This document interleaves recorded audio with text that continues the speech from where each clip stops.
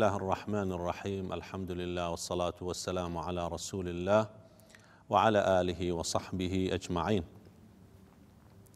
خۆشەویستان، پەیوەکەم لەبارەی گەورەی بڵاوکردنەوەی زانستە. دیارە خوای گەورە جل جلاله فەرمان بە پێغەمبەرەکەیەکە محەممەد صلی الله عليه وسلم: يا أيها الرسول بلغ ما أنزل إليك من ربك وإن لم تفعل فما بلغت رسالته. فەرمانی پێدەکا ئەی پێیامبەر تەبلیغکە، بگەێنە ئەو قورئانەی کە نازلم کردو بۆ لای تۆ، ئەگەر وانەکەی بەڕاستی پەیامەکەت نەگەیان. فەرمانە و لە هەمان کاتە هەڕەشەیەکە ئەگەر بێت و ئەو قورئانی نەگەینە واتە ئەتوو ریسالەی خۆت نەگەیاندووە.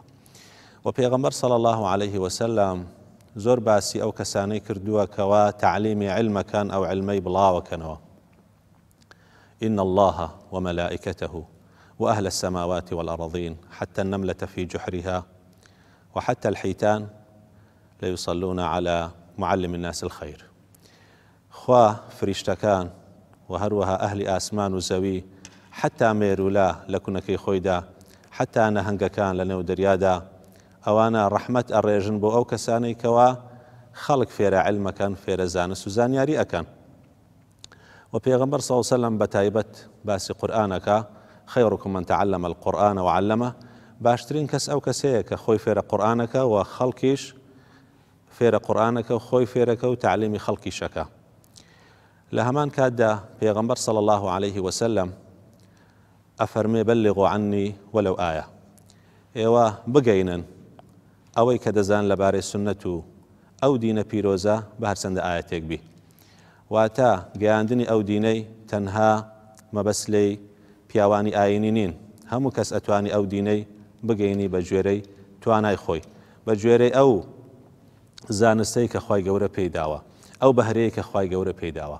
ئیوا هەیە ڕەوانبێژە لە قسەکردندا ئەتوانی زمانەکەی خۆی بەکاربینی لە بڵاوکردنەوەی علمی شەرعی. ئیوا هەیە تەنها لە نووسین خوای گەورە بەهرەی پێداوە ئەتوانی شت بنووسی. ئیوا هەیە زۆر زیرەکە لە ئامرازەکانی پەیوەندی، بۆی ئەتوانی لە خلالی پەیجەکان و لە خلالی مەوقعەکان شت بڵاو بکاتەوە، ئەسپی خۆی تاو بدا و نەشری ئەو علمە شەرعیەی بکە. لە هەمان کاتدا پێغەمبەر صلی الله عليه وسلم هەڕەشەی کردووە لەو کەسانەی کە پرسیاری علمیان لێ دەکرێ و دەشارنەوە علمەکەی خۆی.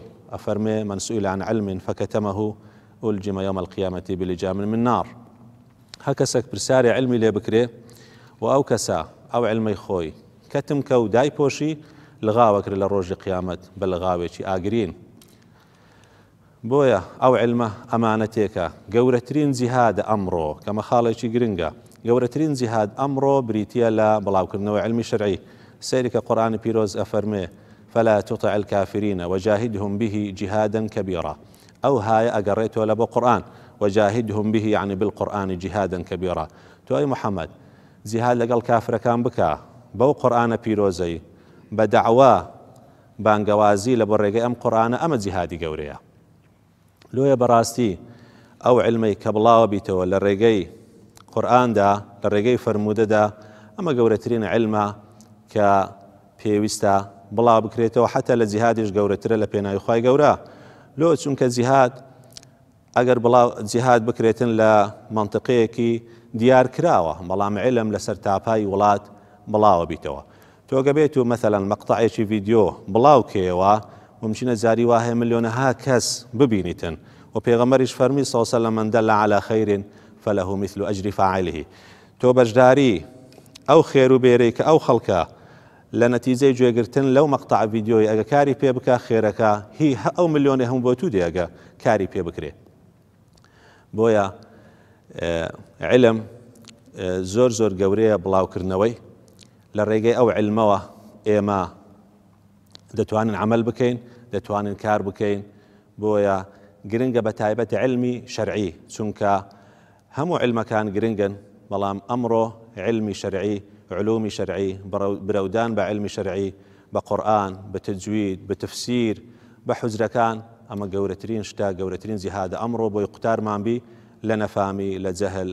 خوای گەورە هەموو لایەک پەنا بدا، خوای گەورە هەموو لایەک موفق بکە، خوای گەورە زیاتر شارەزامان بکە لە دینی خۆی، خوای گەورە علمی زیاترمان پێ بەخشی، وقل ربي زدني علما. سبحان ربك رب العزة عما يصفون وسلام على المرسلين والحمد لله رب العالمين.